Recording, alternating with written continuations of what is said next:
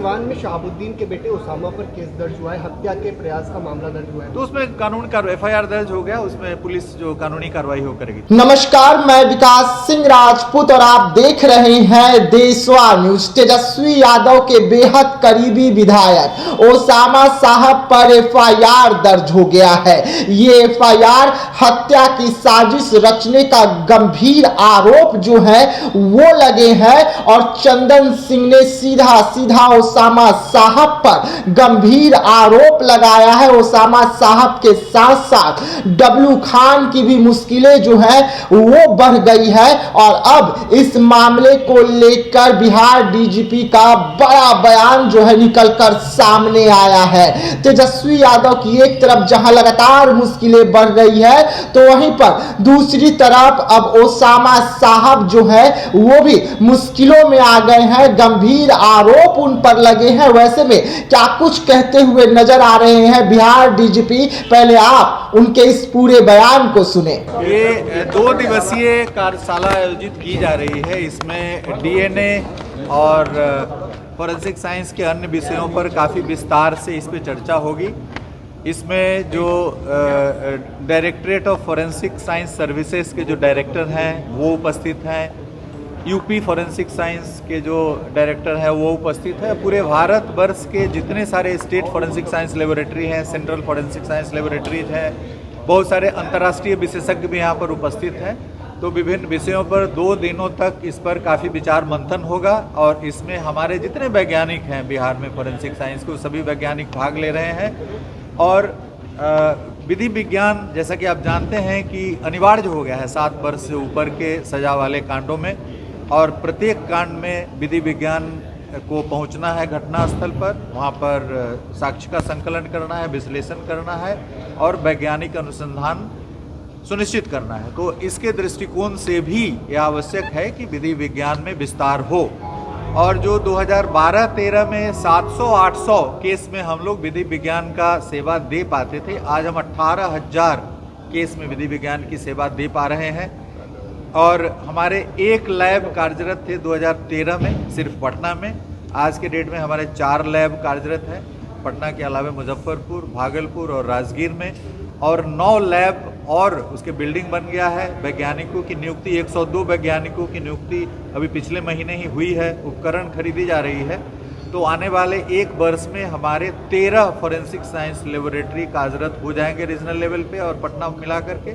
और उसके अलावा जो 28 जिले हैं वहाँ पर हमारे मोबाइल फॉरेंसिक वैन और बिल्डिंग बन गया है, साइंटिस्ट पोस्ट हो गया, वहाँ पे भी हम लोग कार्य कर रहे हैं। तो विधि विज्ञान का एक बहुत ही बृहद इंफ्रास्ट्रक्चर बिहार में विकसित किया जा चुका है और आने वाले दिनों में बिहार फॉरेंसिक साइंस के क्षेत्र में एक अग्रणी राज्य के रूप में उभर कर सामने आएगा। SDPO गौतम कुमार को निलंबित कर दिया गया है सरकार के द्वारा, क्या आप सभी जानते हैं कि उनपे भ्रष्टाचार से संबंधित आर्थिक अपराध इकाई द्वारा कार्रवाई की गई है और कांड दर्ज किया गया है। उनके निलंबन के लिए सरकार को उसी दिन लिखा गया था।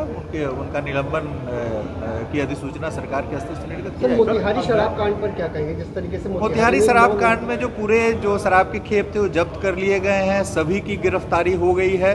बड़ा दुखद कांड था, एक बड़ी दुखद घटना थी और इसमें पुलिस के स्तर से SIT बना करके DIG प्रोहिबिशन को वहाँ कैंप कराया गया है, वहाँ पर SIT गठित की गई है और सभी मुख्य अभियुक्तों को गिरफ्तार किया जा चुका है। और जो मेथनॉल उसमें पाया गया है, जांच में प्योर मेथनॉल पाया गया था, जो इसमें करीब 1500 लीटर जब्त किया गया है। यदि वो पूरा उसका उपयोग कर लेते तो काफ़ी एक बृहद रूप से इसका प्रभाव पड़ता, लेकिन हम लोग सभी प्रकार की कार्रवाई उसमें पूर्ण कर ली। सर, अवैध हथियार के मामले में Bihar police, Bihar ATS, STF के साथ साथ केंद्रीय जांच एजेंसियां भी लगातार कार्रवाई। नहीं, आप देख रहे हैं कि कल भी राजगीर में रेड हुआ है और हम लोगों ने पिछले वर्ष गोलियों की 2 खेप भभुआ में और राजगीर में जब्त किया था, करीब 7,000 गोली जब्त किया था और उस केस को NIA को हम लोगों ने हैंड ओवर कर दिया था, क्योंकि उसमें अंतर्राज्यीय आयाम स्पष्ट दृष्टिगोचर हो रहे थे। तो NIA के द्वारा काफ़ी बृहद रूप से उसको अनुसंधान किया जा रहा है।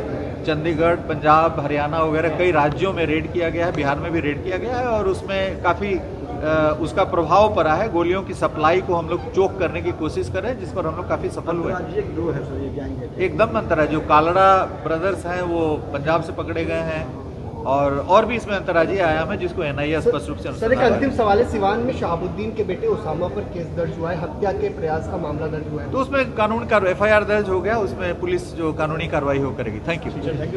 जी हाँ, तो सुना आपने, साफ तौर पे डीजीपी महोदय का कहना है कि FIR दर्ज हुआ है तो कानूनी कार्रवाई भी होगी, यानी कि ओसामा साहब की जो मुश्किलें हैं वो बढ़ने वाली है। गंभीर आरोप जो है उन पर लगे हैं और उन आरोपों के तहत ओसामा साहब की गिरफ्तारी या पूछताछ के लिए उन्हें हिरासत में लिया जा सकता है।